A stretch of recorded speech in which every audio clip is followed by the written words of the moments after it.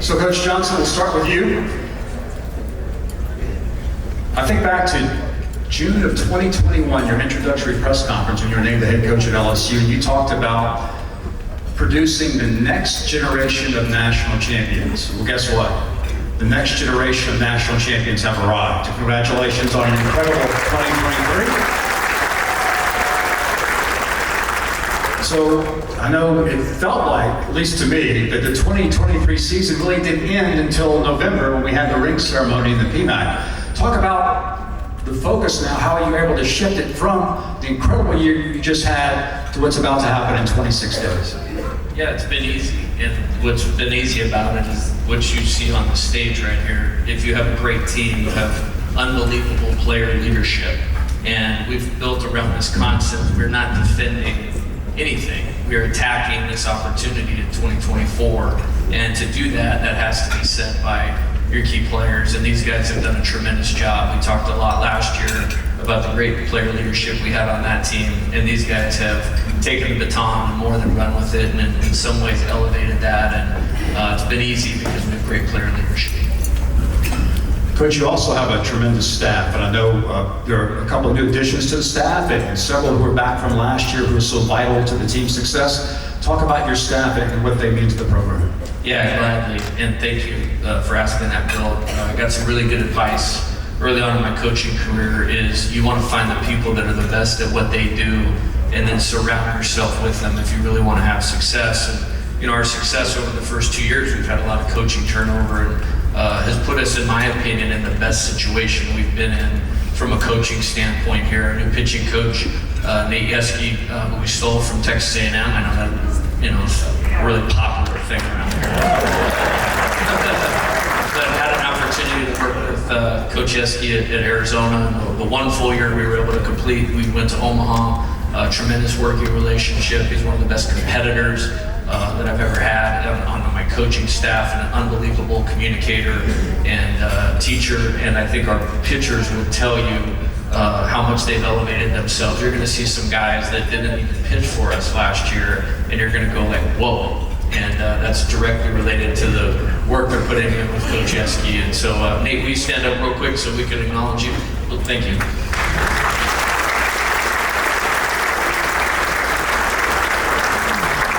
So, coming along with Coach Yeski is Jeremy McMillan, our strength coach. We've had 3 strength coaches in 3 years, and I had this guy in my head as this guy is the best guy in college baseball. And I think our players would tell you the gains that they've made, the jumps they've made, the work that he puts in, his aptitude for what he's doing, the care level for everybody on the roster. I mean, these guys have come back from Christmas break. They're moving better, they're healthy, they look stronger, and that's a direct reflection of the work that Coach McMillan puts in. So, Coach McMillan, stand up, please. This is the best strength coach in all of college baseball.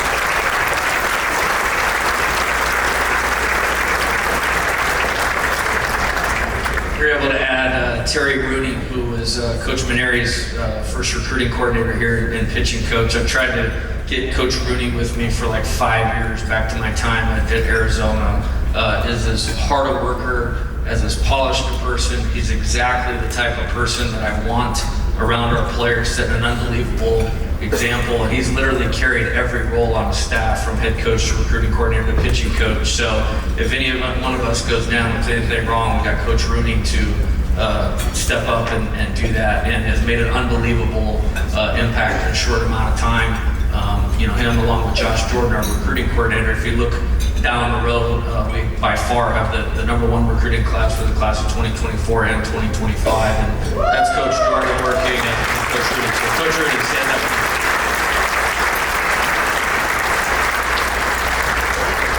And then we also added Brent Herring from BYU. He was the recruiting coordinator there. They won several conference championships, played in the NCAA tournament, and the director of operations role here is really critical because they touch the players a lot on things that aren't necessarily baseball related. And phenomenal human being.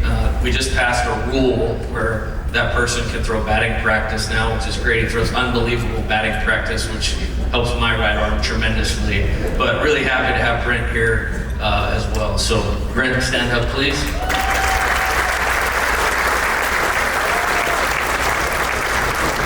only two that have survived more than 1 year with me, which, I mean, they're the best person to work for because you get another job with the worst person and they can't get out of here fast enough.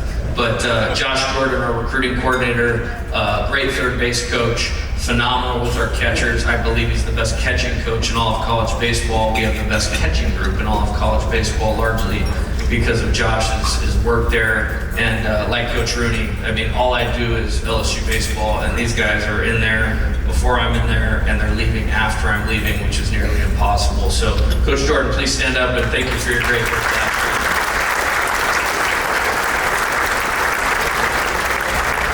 Mark Monica, our first base coach, the best positioner of the defense in all of college baseball, and does an unbelievable job with our hitters. And his work ethic is off the charts, his character is off the charts, and the only guy that's been able to stay with me for 4 schools, and probably the most underrated coach in all of college baseball. So, Coach Monica, please stand up.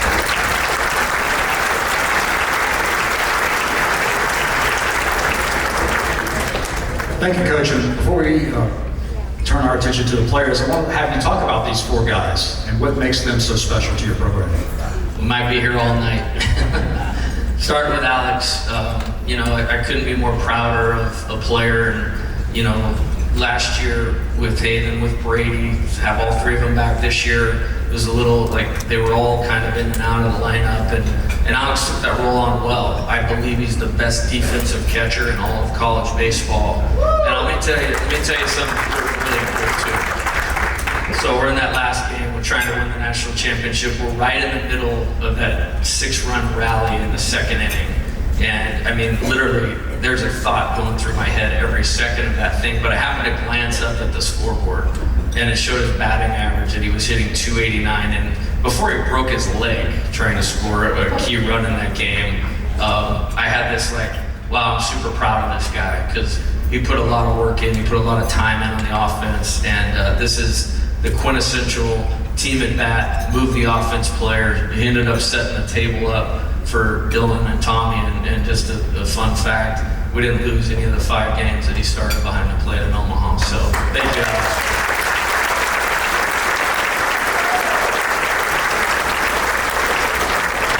So, in my opinion, we had one of the best lineups in college baseball history last year. Not just, you know, last year in college baseball history. And, you know, guys like Tommy and Dylan and Trey Morgan, and these guys are getting all this recognition. Brady Gilbert, Gavin Dugas, rightfully so. But we hit another gear in the middle of the year when we inserted Hayden into the lineup. And I think he carried us, you know, the back half of SEC play.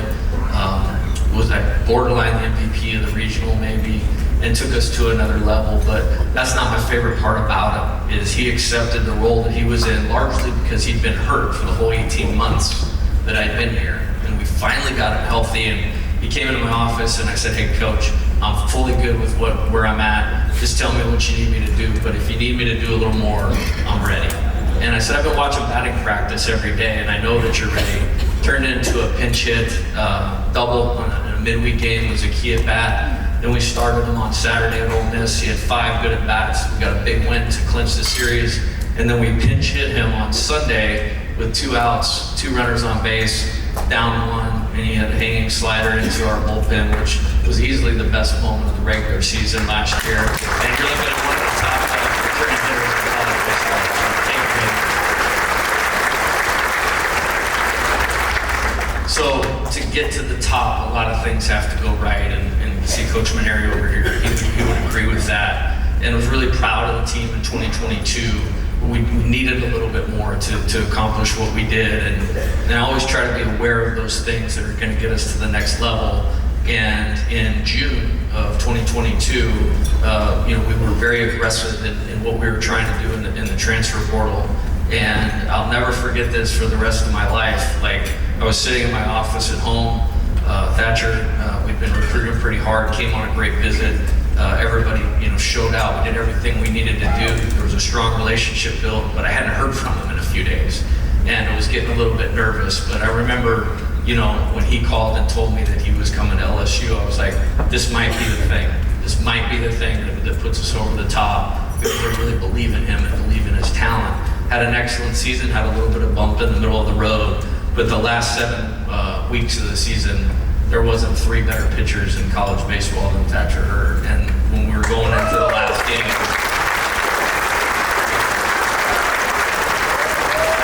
I know there was a lot of speculation about who the starting pitcher was going to be, but in my mind, there was no other choice than giving it to Thatcher. And gave up a 2-run homer in the first, and then didn't allow a hit for the next 6 innings, and carved through one of the best teams in college baseball like a major league pitcher, and that's exactly where his future is going someday.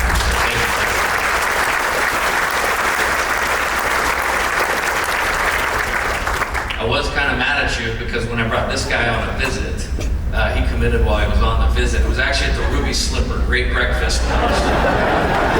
So Alex Milazzo, going back to Mikie's story, Alex hosted Tommy the night before, and I thought you guys were meant to play like Top Golf or something, and we'll just stick with that if that was the story for that one. But so we're at Ruby Slipper, and I feel like it's going really well, and so I kick it into like another mode, like I'm gonna go for this, and he goes, well, I'm coming to LSU, and says it like just like that, and I was like, wait, excuse me, is this happening right now? I literally crawled over the top of the table and bear hugged him, like to the point they almost kicked us out of the restroom because I knew what this was going to be. And let me tell you something about this guy. I've coached many good players. I mean, I have a bunch of guys in the major leagues right now, but there's 3 hitters that stand out. Dylan is in this room. Chris Bryant is the other one, all-star, MVP, all that type of stuff. This guy is of that quality. He's one of the best competitors I've ever coached, and what makes him unique is I could walk to the on-deck circle and go, hey man, this is what's coming, you do this, and he could do it immediately. And he's clutch, he's tough, and values winning, and don't worry about it if he swings at a bad pitch, because the next pitch is going to be hit 110 miles an hour. But all you guys, thank you for working hard.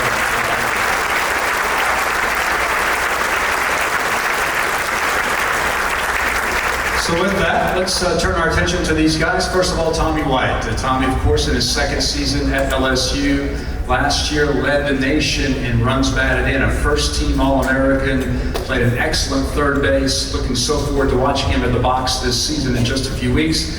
And Tommy, of course, we know about your great achievements and your great contributions to the LSU baseball program. Some fans may not realize your contributions to the entire Baton Rouge community through your philanthropy and through your work with Empower 225 here in Baton Rouge. Tell us about that. Yeah, so I did a little charity thing with my NIL. It's with Empower 225. I just give majority of my money to that cause. I love what they're doing over there, and I think with the position college baseball players and college athletes in general are in, I didn't know what to do with it, so I might as well give it to somebody who needs it. So I think it's a great opportunity to give back.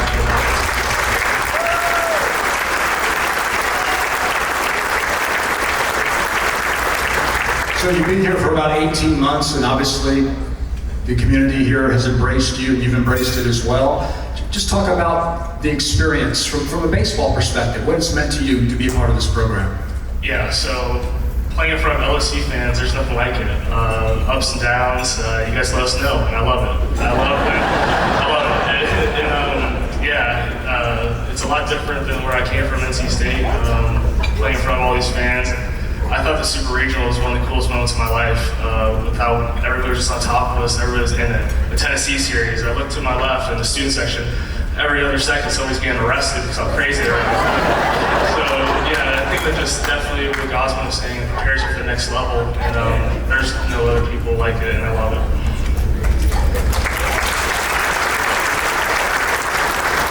All right, a little behind-the-scenes information about Tommy. We understand that he has adopted a new pet.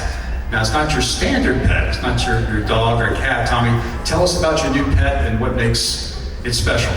Yeah, so I got a bearded dragon over October. His name's Draco the Drago. I don't know what I was doing. My buddy sent me a video of me playing with a bearded dragon like from 4 years ago, and I made the impulse decision to go get one right away.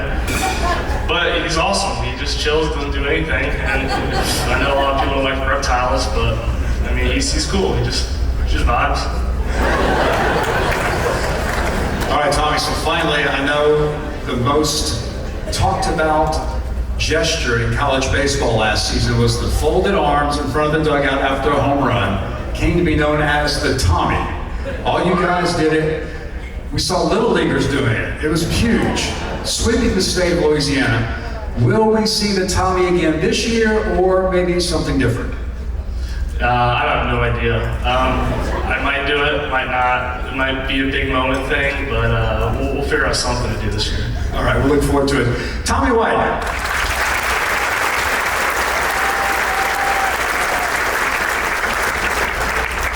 Thatcher Hurd, as Coach said, the winning pitcher in the national championship game. Like Tommy, he's been here for about 18 months and from Southern California. Tommy, of course, from St. Pete Beach, Florida. Thatcher from the other side of the country in California. Thatcher, tell us what it's been like for you to embrace this community and have it embrace you as well. I've loved every second of being in Baton Rouge and being a part of LSU community. And listening to Kevin Gosling speak, I could really echo the same message that, the people was my favorite part of Baton Rouge, although there's very good food. And the first experience coming to Baton Rouge and understanding Southern hospitality and how people really embrace you, it was with Hayden. I don't know if you remember this, but we were living in the same apartment, and I was wearing number 25 at UCLA, and I looked at the roster picture, and I don't know if you guys have seen Hayden's roster picture, but I saw it and I said, I don't think I'm getting number 25. And then he says, hey, do you want to go get some food? And I was like, yes, I don't know anyone here. This is awesome. And we go to Waffle House, and we're eating waffles on paper plates. And I was like, all right, I feel good here. And that's been my favorite part of being part of the community, being a part of LSU, is the people. And I'm incredibly thankful this is where I am.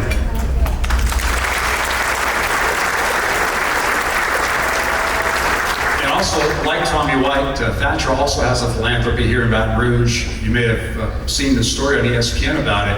Last fall, he donated his NIL earnings to the Baton Rouge Food Bank, and that was able to be responsible for 30,000 pounds of food for the Baton Rouge community. So, Patrick, you would speak to that and what it means to you. That comes out of a place of immense gratitude for where I am, to be at LSU, to be healthy, and I've never had to worry about where my next meal is coming from, and that's something that I think everyone should have. That's something I take for granted, and for me, in my mind, when we're presented with getting NIL, I decided I don't need this. I'm getting to live the dream, play at LSU, get to do what I love. So I donated all of it to Baton Rouge for that reason, and I can just picture, a family that doesn't know where the next meal is coming from, and that I can provide that for them means a lot to me. And I'm proud to say I've been able to produce 225,000 pounds of food for the Baton Rouge Food Bank, and that means a lot to me.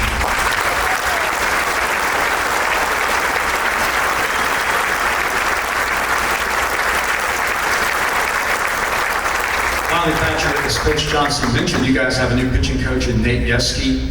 And I've been around LSU baseball a long time. This might be the deepest pitching staff I've ever seen. You guys have some phenomenal talent. You are now the leader of this staff. Just talk about your thoughts on how the staff is developing and what you expect from it this season. I think I speak for every pitcher in this room that we couldn't be more excited to start. And it starts with Coach at the top, Coach Yeske, Coach McMillan, Isaac Trujillo in the training room. We have the best resources in the country in the pitching lab, and we utilize all those resources, and I think we have a very player-motivated group in the staff, highly motivated players that want to be great, and I think if you break it down, we have extremely talented freshman class, Cam Johnson, Kate Anderson, very impressive, really lucky that they're Tigers. We have a really deep transfer class with Kate Woods, Gage Jump, Luke Coleman, Justin Lohr.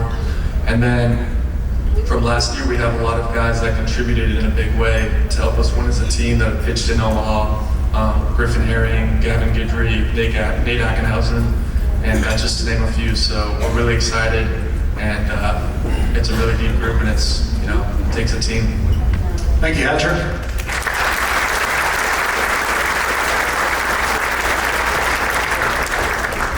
Following Thatcher Hurd, as Thatcher mentioned, this gentleman did wear number 25, but now he wears number 8, which is annually given to the upperclassmen who best epitomizes the spirit of LSU baseball, and that's Hayden Travinski.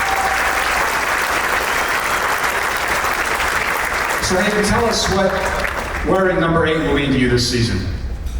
I think it's an immense honor. I grew up obviously getting to watch guys like Mikie, and then through high school getting to watch guys like Twan play, and then obviously when I got here, got to watch Daniel Cabrera, Mahtook, and the marvelous Gavin Dugas. So I think it's just it's a very important honor for me. But leadership on this team is an individual-led thing. When you have autonomy where players can help each other with accountability and look for that growth, I think it's a team thing. It's not just an individual. So, Hayden, I understand that like Tommy, you have a pretty recognizable pet. He's a little more conventional though. Your dog is named Angus, and Angus, I understand, has a pretty strong social media following. Tell us about your dog, Angus. I wouldn't say he's famous. I have a 4-year-old Great Pyrenees mix. He's my best friend. I bring him up to the field quite often. So he's just great to have around. He's awesome. So you and Alex are in your 5th year here at LSU. You guys have been through a lot of tough times. In your true freshman season, of course, was the COVID season, which was cut short. You personally, as Coach mentioned, have battled through a lot of injuries. Last season, to me, I thought one of the signature moments was when Coach inserted you as a pitcher in Oxford in Game 3 of that series. You hit that go-ahead 2-out home run in the top of the 9th inning. Tigers win the game, and from that point on, Hayden Travinski was a huge part of the lineup. What did it mean to you to make those contributions to a national championship last season? It was awesome. I knew there would be patience involved. When you have such a talented team with as deep as a roster as we had with Brady, Alex, Ethan, Jarrett, there was so much talent to choose from that anybody could produce in any given day. So I'm grateful that I got the opportunity when I did, and I just had a lot of fun with that group of guys. So turning your attention to this year, as I asked Coach, just from within the team, your thoughts on how does that focus shift now from putting 2023 behind you and moving on to the season? Yeah, every year is a new year, and every year presents new opportunities, new challenges. So for us, it's just going to be to stay even-keeled, have as much fun as possible, like I said, and attack this next season. And that's been a big motto for our team. We're not defending anything. 2023 is over. We're coming for blood. This is our year. Thanks, Hayden. And finally, Alex Milazzo from just a little north of us, right here in Zachary, Louisiana. Of course, Alex, like Hayden, a 5th-year player here at LSU. And Alex, I understand recently a big moment occurred in your life. You became engaged to be married. Congratulations.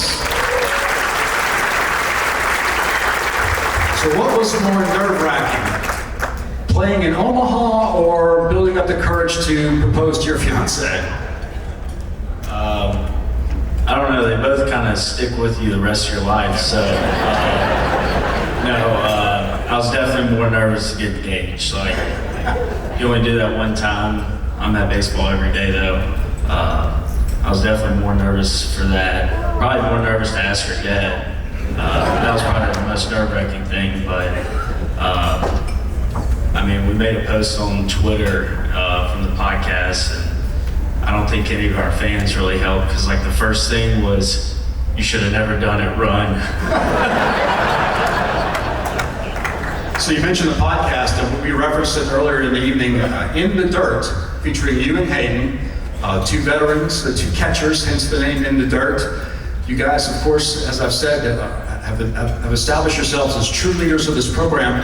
Talk about that podcast and how it helps to publicize the program and give fans a better look inside what you guys do. Yeah, I think me and Hayden were just kind of brainstorming one day in the locker room. We've always had guys on the team talking about doing podcasts in the locker room, just telling stories and whatnot. And Ashley Murky, who leads our media team, which we have the best media team in all of college baseball. But we really just wanted to give fans and people that support our program kind of an inside look into players, getting to know us. But also going forward, if there's any alumni out there, we plan on reaching out to certain guys, have them on the show, getting alumni on there and kind of telling their story, their path. But I think it's also a pretty cool deal for younger guys or guys getting recruited to kind of get an inside look into the program. So Coach alluded to it, the national championship game during a big rally when the Tigers really took control against the Gators in a dominating win. You executed maybe one of the most courageous plays I've ever seen an LSU baseball player make, leaping over the Florida catcher to score a run, but breaking your shin in the process. Just an amazing courage, just amazing grit. Talk about how you've recovered, how are you feeling now, and are you 100% ready to go? Yeah, I'm actually fully recovered. We got a great medical team here, and they took care of me every step of the way. And I think the worst part about that was trying to fish with a boot on. That smelled terrible.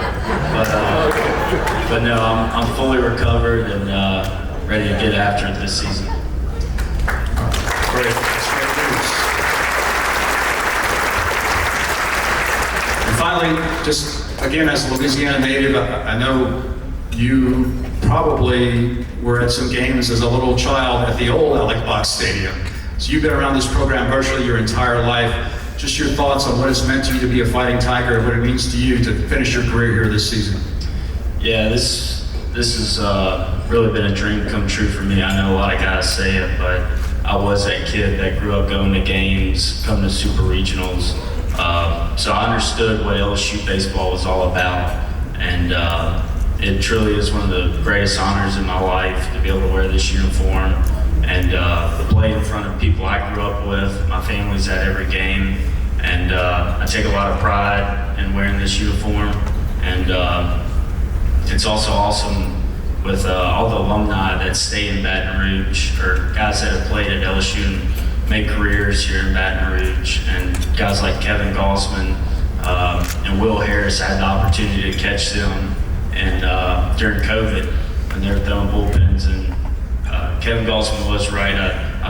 He put my Marucci chest protector to the test when he was working on some mechanics. But no, it really is a great honor for me to be able to play here, play with guys from Louisiana, and wearing this Tiger uniform. It isn't something I take for granted.